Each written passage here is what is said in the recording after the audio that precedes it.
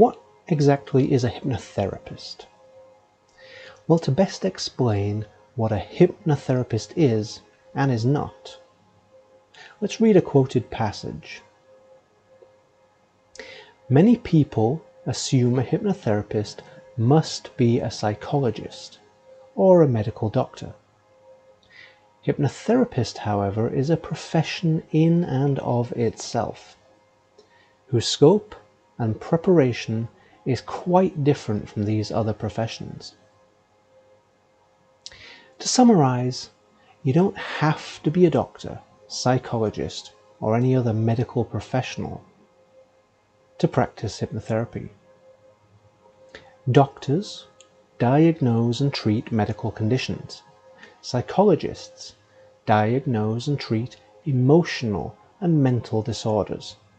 And hypnotherapists work with vocational and avocational self-improvement. In other areas, such as pain, for example, we can work by way of medical referral from a licensed medical doctor. Let's read another quote. These are things that do not qualify as medical disorders or an emotional and mental disorder.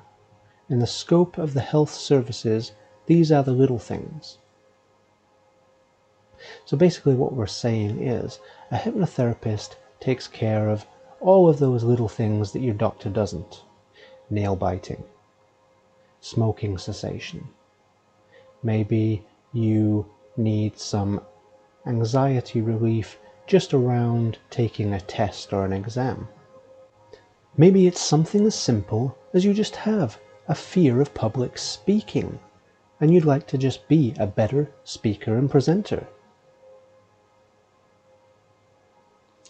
Hypnotherapists are the only professionals that are specifically trained to work in these certain areas, such as motivation, confidence, public speaking, sports performance, and many other things. Unlike medical doctors and psychologists who maybe only have a handful of hours worth of training in hypnosis, professional hypnotherapists who have attained a high quality education through a school such as the one I attended often have upwards of several hundred to over 1,000 hours of education in various hypnotic techniques and modalities.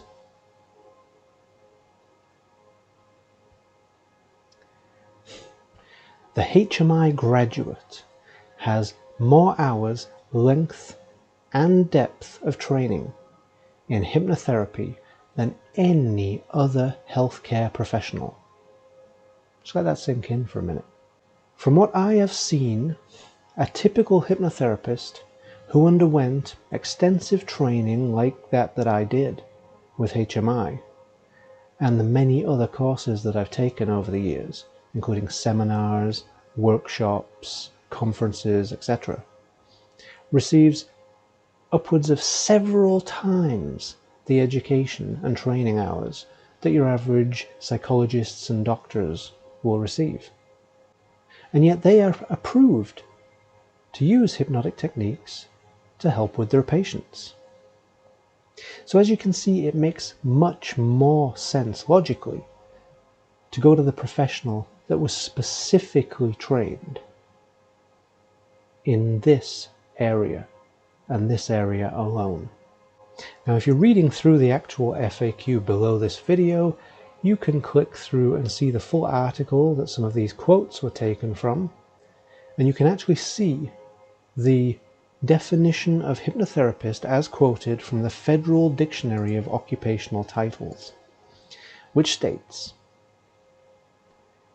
induces hypnotic state in a client to increase motivation and alter behavior patterns, consults with the client to determine nature of problem, prepares client to enter hypnotic state by explaining how hypnosis works and what client will experience, tests subject to determine degree of physical and emotional suggestibility, induces hypnotic state in client, using individualized methods and techniques of hypnosis based on interpretation of test results and analysis of client's problem.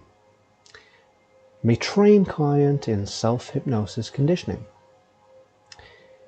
That definition of hypnotherapist in the United States Federal Dictionary of Occupational Titles was written by Dr. John Kappas, founder of the Hypnosis Motivation Institute, the school I trained with.